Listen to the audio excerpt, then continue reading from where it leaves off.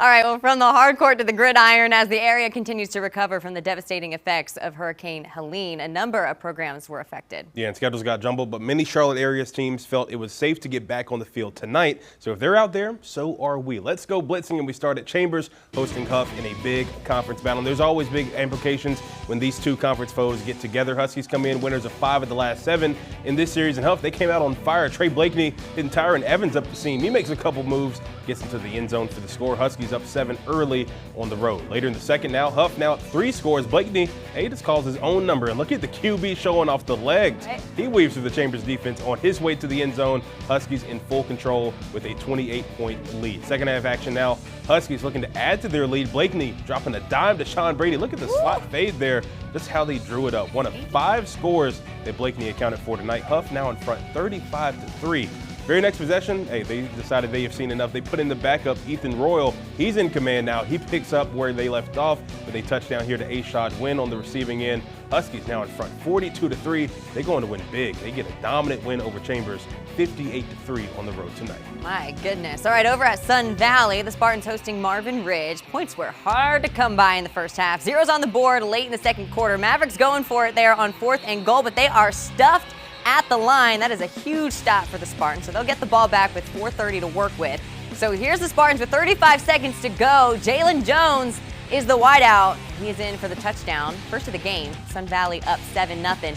Still time for Marvin Ridge to answer, though, in the half. They'll send up a Hail Mary at the buzzer, but they couldn't come away with it. Sun Valley would go on to win this one 21-7. Big win over a good Mavericks team. Another conference battle over at West Meck. Now the Hawks playing host to rival West Charlotte in this Monday night matchup. Late in the first quarter, just over a minute to go, the Lions on the doorstep after getting the turnover. Jamori Nichols here rolling to his right. He's going to connect with a wide open Christian Coleman in the end zone. He gets that toe in. Pair of sophomore showing out for Dub C. West Charlotte only up 6, though, after they failed 2-point try. Midway through the second, Hawks, they have a special teams blunder, and the Lions make them pay a bad snap. Gets away from the punter. Nobody gets possession, so Sincere Gray says, hey, I'll just take that into the end zone. He gets in there with ease. West Charlotte coming up big in the third phase. Lions up 12 after another failed 2-point try. West Meck not going down without a fight, though. Quarterback Sam Cheeseborough calls his own number from a few yards out. He muscles in for the Hawks' first score of the night. West Meck within 5, however, they will allow a touchdown just before the half. The Lions take a 19-7 lead into the locker room, and they go on to take down the Hawks 32-14. Some great names on those teams. Yeah, absolutely. Out at Lake Norman now, a 3-1 battle as the Wildcats welcome to town A.L. Brown. Second quarter now, Cats already in business, up 2 scores. They got a stud freshman quarterback, Caden Kraft. He puts this ball on the money. Cooper Riggleman here on the receiving end of that dime. He would take it into the house for a touchdown. Lake Norman, they are rolling, folks. 21-0 at that point. And then they even got the Wildcat defense out there making plays. Jalen Glover coming up here, right place, right time. He makes the easy pick.